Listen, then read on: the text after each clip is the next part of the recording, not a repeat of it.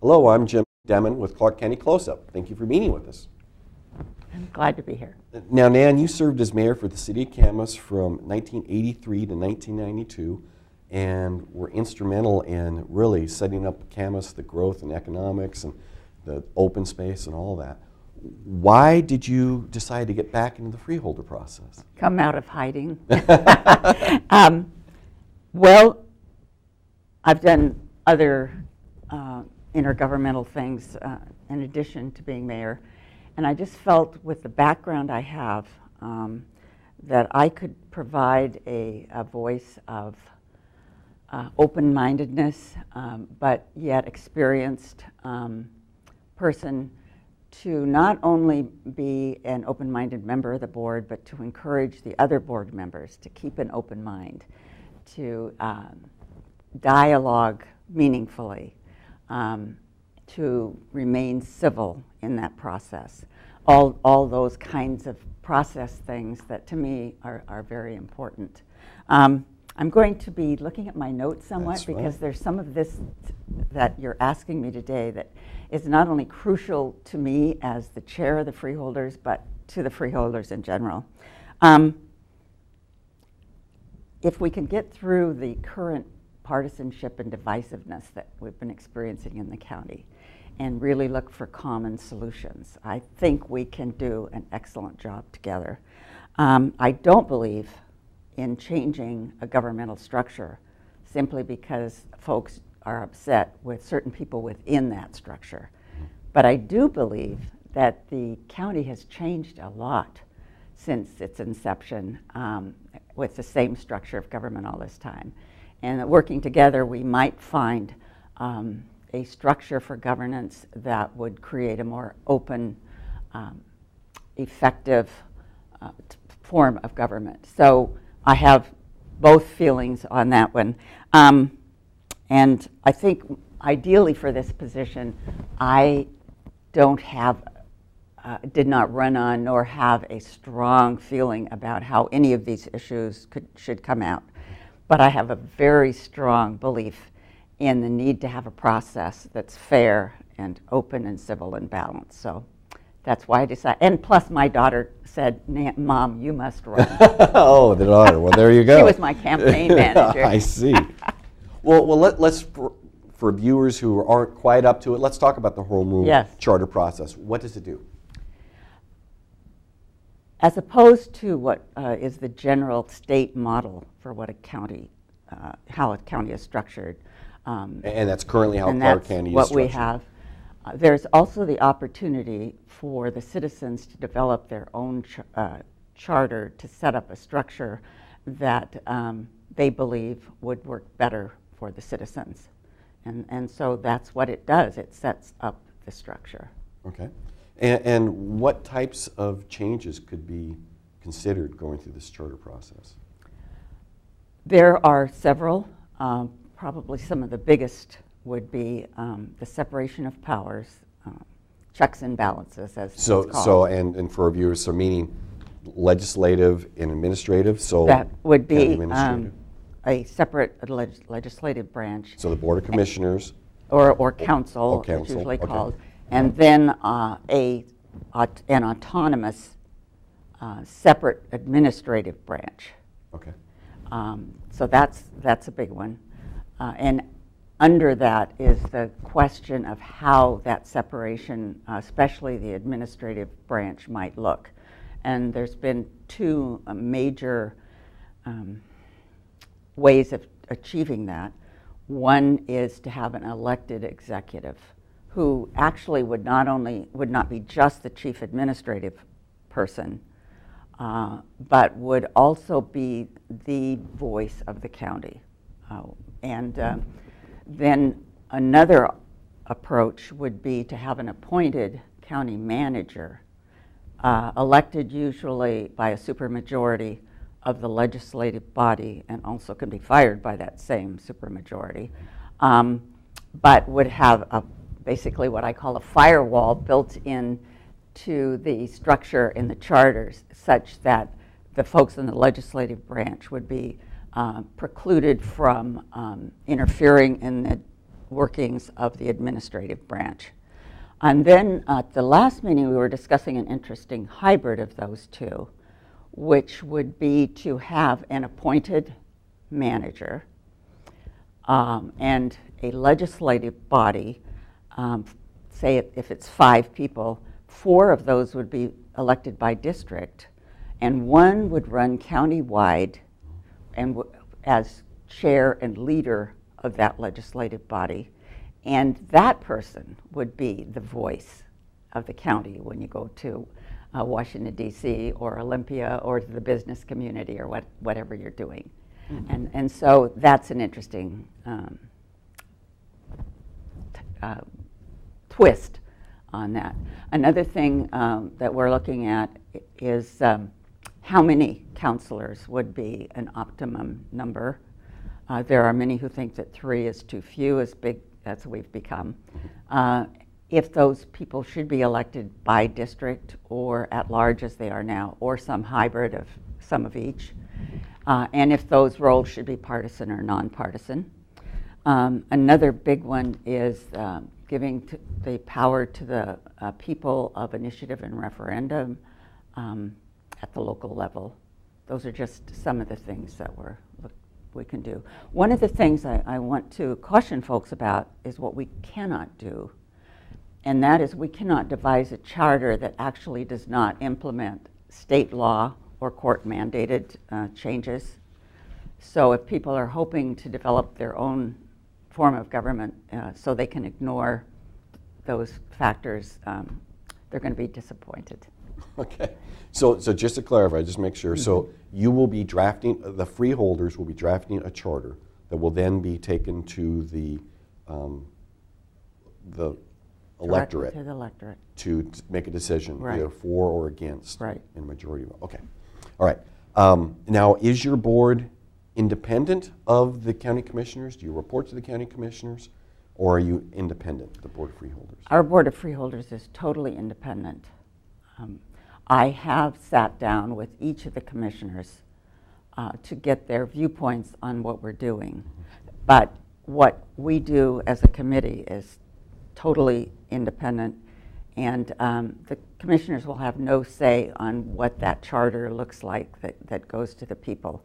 We are happy to have a wonderful staff person from the county by the name of Kelly Sills, who is doing a lot of the homework for me and for the board.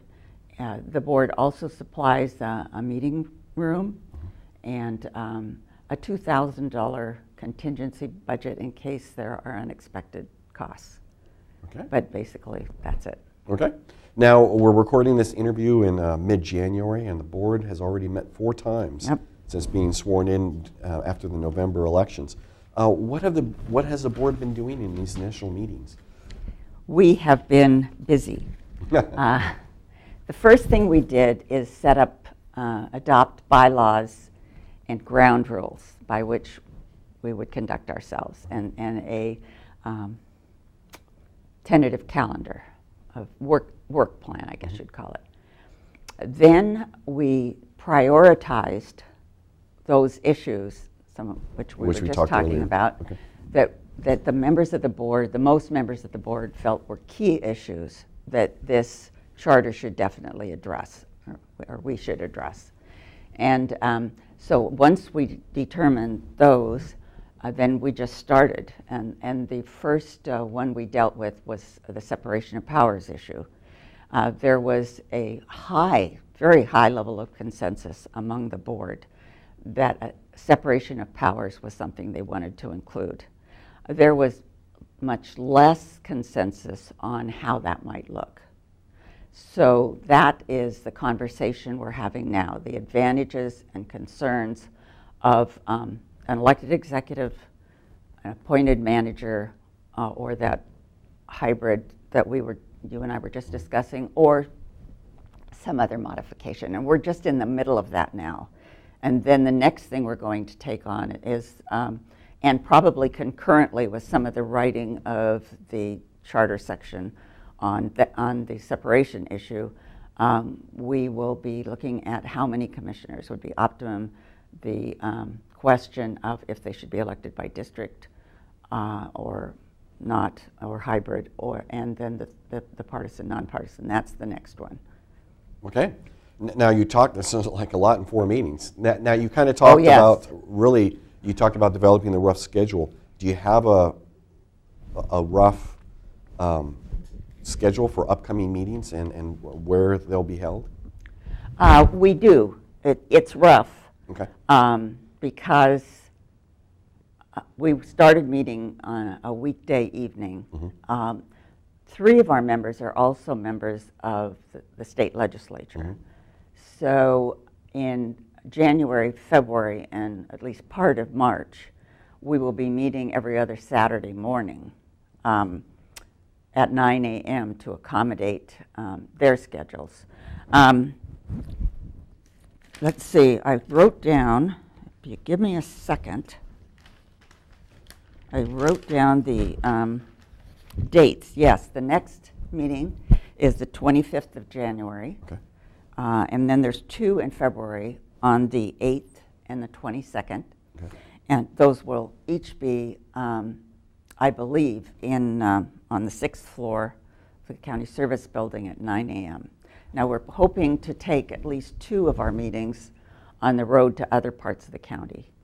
And if we do that, it could be that last meeting in February, and a meeting in March would be in other parts of the county. So they need to be checking the website. Okay, and the website is clark.wa.gov/freeholders. Well, you know, I've been testing that since we talked, and the way that my computers usually make it through are go to wa.clark.gov, and that's the main page. And over on the right-hand side, there are boxes, and there's one that says a freeholder. And it is clark.wa.gov. Yeah. Yeah, right. And then freeholder. Click on that, and it opens up perfectly to all sorts of good information for folks, not just on schedule, but on work papers that the board members have received from us, and just all sorts of information. Okay. And CBTV is covering the majority of the hearings, and we have those on our website, cbtv.org, and hopefully they'll be building some links between that county page. And yes, in fact, for various reasons, the last meeting was very long, but I've already watched that meeting on TV, and TV was there the whole way, so we appreciate that. Sure. Now, and I wanted to say too, yes. Not only are these meetings open to the public, but there are public comment periods built into each of the meetings. Okay. And when we go on the road, we may actually even broaden the time for public comment, since there may be folks that have not been coming to the public service building. Okay. We're quickly running out of time here. The one thing, a couple things I want to discuss. First, there's a wide variety of members from different views on your board, 15 board members. How have you made a decision on how you're going to handle decision making through this process? I'm going to take my notes on this one so we can speed this up, but I think it's healthy that we have such a broad range of members on this board. We have 15 people who will need to work through this process that are coming from very different places. And the work of the charter writing is going to be quite complex and perhaps messy. But I can assure you that all 15 freeholders share a common aspiration for good county government. And this common concern, I think, is what's going to help us get through this. It's that idea of listening openly, patiently, supportively to the ideas of others, really thinking about those concerns that will help us get to an attitude that will bring the board as a whole to some point of consensus. And the bylaws only require a simple majority, but we plan to do much better than that. I don't think we'll hit unanimity, but we're going, I think, to get a good, strong consensus. We understand there's no perfect charter, and we also understand I believe that what we adopt, we will be proud of the process we went to and the product we come up with. It will not be perfect. Okay. Now, how long does the board have to draft a charter?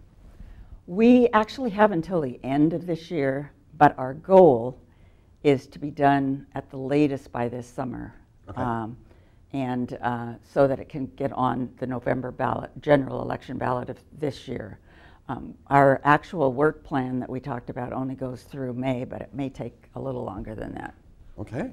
And then once you've crafted the charter, then it goes to the voters for consideration. Yeah. And it would be it goes directly to the voters. directly to the voters. Yeah. Okay. And would it be just a majority vote? The 51%? voters simply need a simple majority. Okay. Our plan is to keep it as simple as possible, not break it up like they did the last time, but have one Just charter. one. Okay. Here it is, folks, up or down. Oh, okay. And so we hope that will make it less confusing. Okay. All right. Well, thank you very much. Now, again, if people want more information, they can go to clark.wa.gov. And as you mentioned, on the home page, there's a freeholder button. They can hit that and gets all kinds of materials and follow along the process. And if they want to actually contact a person, Kelly Sills would be an excellent person to contact, and he is at 360-397-2232. Okay. We also have an email, freeholders@clark.wa.gov, and all of us will receive those, whatever those messages are. Well, Nan, we really appreciate you coming back and serving on the Board of Freeholders, and good luck with this entire process. We'll be watching and checking in from time to time. Thank you so much.